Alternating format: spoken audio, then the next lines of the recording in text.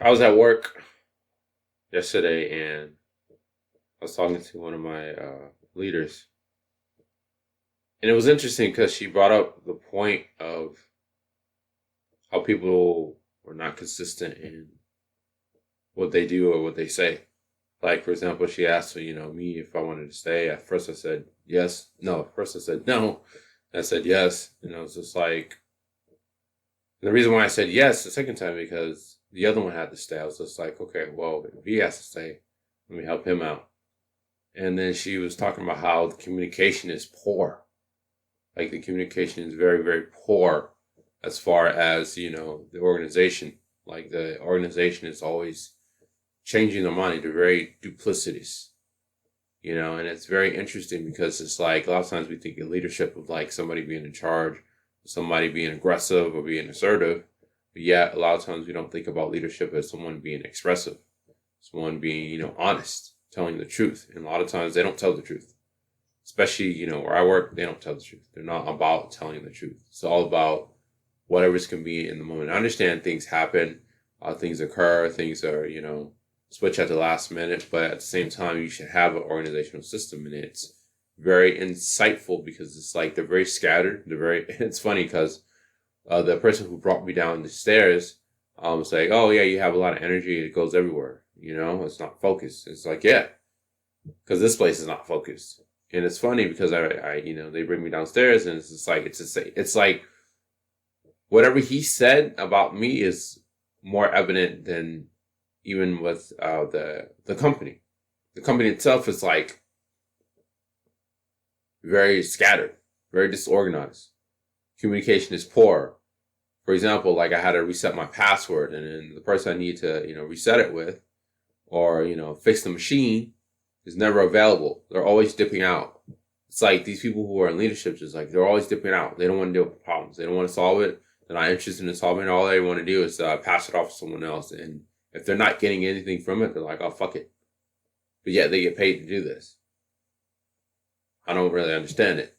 And it boggles my mind. And, and the first time yesterday, when she said that, it made me really think. Like, I'm proud of myself because I said, what do you feel like? Because she was having problems communicating because, like, we need to stay. Anytime, okay, there's a balance. There's people who pull materials, supplies, and there's people who build it. Builders, they build it, they assemble it, they organize it, they get it ready. So basically, at the last minute, they said, first they were like, okay, we're going to go home at, 2:30. And then they changed the last minute. The order came down. It wasn't from them because they don't have control over that. They're just, wage slaves just like us. So I don't even I make no bones, no issue with them because they're just doing what they're told to do. That's it, and then it's just like, basically they had to stay like until like 11 p.m., which is crazy. But I think I understand. I don't know, but I'm assuming. Remember, I'm assuming.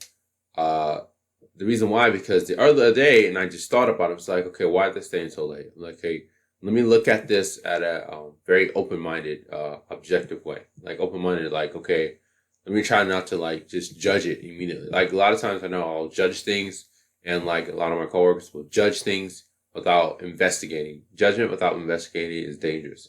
So you always investigate. You investigate by what? Asking questions. Okay, first I ask my questions. Okay, how do I really feel about it? Okay, do I know all? First question I need to ask myself: do I know all the facts? No. Do I know all the evidence? No. Do I know all the details of what's going on? No. Then I need to go find out. So I asked her. I was like, okay, what do you feel like you should do?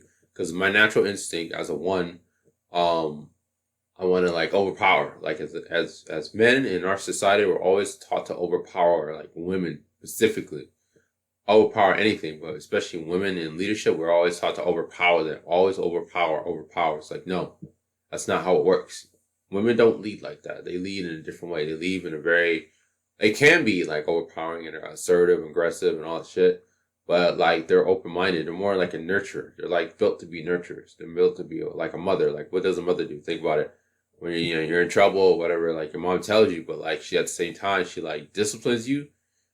depending on how strong her resolve is. But yeah, she actually has like compassion for you. She disciplines you, but has compassion. That's what she does, and I see it. It's written all over her face. She has a lot of compassion for us.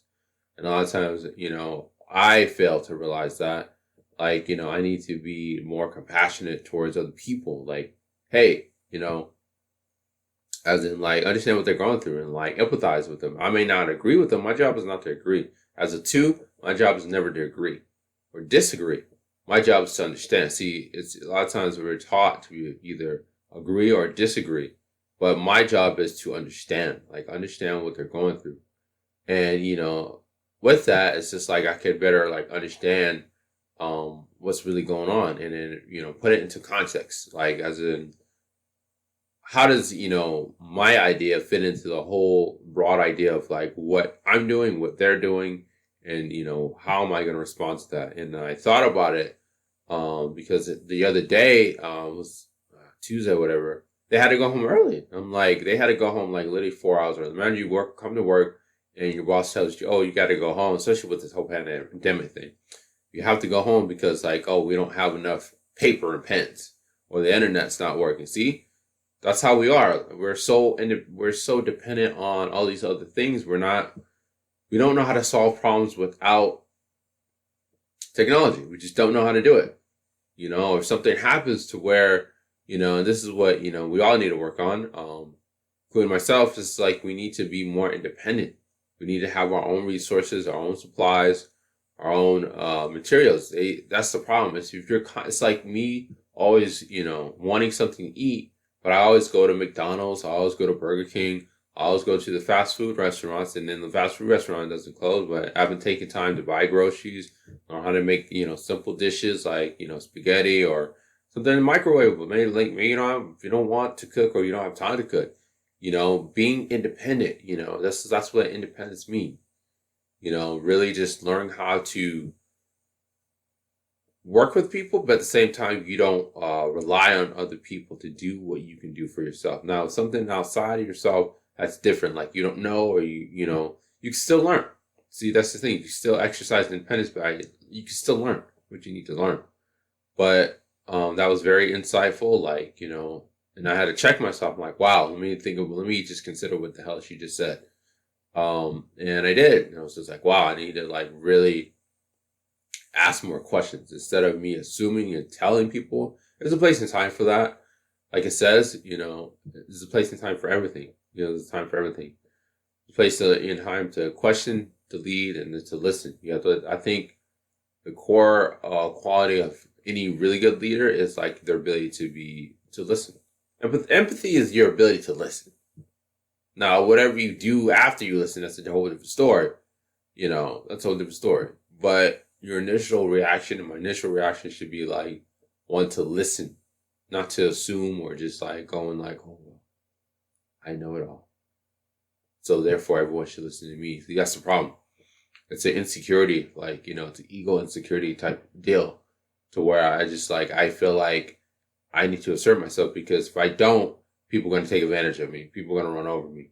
People are not going to respect me. See, that's the attitude, especially downstairs. That's the attitude. Upstairs is different. I don't know why. I feel like they're more balanced. They have their shit together. Downstairs, absolute fucking mess. Every area. Most areas, absolute fucking mess. It's a mess. Everything's a mess. But, it's a reflection of me. Anything I recognize in other people, it's already, what I like, or like anything I recognize or see in other people, whether I like it or dislike it very strongly, that's inside of me. That's it. It's mirroring analysis. So I encourage us to instead of just like leadership comes in all shapes and sizes. That's the whole point of this whole thing. Leadership comes in all shapes and sizes. Meaning leadership can come in the form of someone who's 20 years younger than you. And not be skilled about, running management or operations, but they're skilled about, you have leadership. Leader means like to go first, to go ahead, to advance.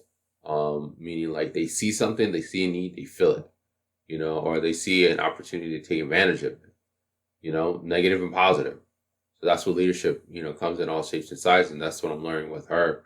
Like I have to really just like adjust myself because like usually Like when I was working at Fendi, I would let them lead, like, but at the same time, I would support them. But at the same time, I know when to be assertive, and when I know when to be assertive, I know when to be like downright like aggressive at times because they're not doing it. Like, and I need them to do it because it's like I don't need them to do it. I just want them to do it because it's like it contributes to our own success. So that's why I have to remember that leadership comes in all shapes and sizes. Meaning, like, that's a 3-year-old. That's a, someone who's 10 years old, who's older than you. A lot of times people, you put leadership through all these filters, like,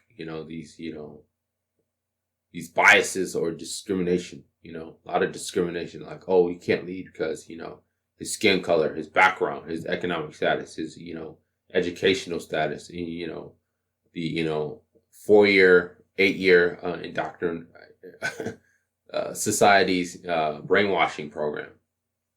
Teaches you to be a manufacturer worker. That's what it is. A corporate slave. Call it what it is. But that's fine, but it's like learning how to recognize, like, okay, let me learn how to like listen to other people. Like, I don't know, it bothers a lot of people. Like, it bothers other people that I help other people.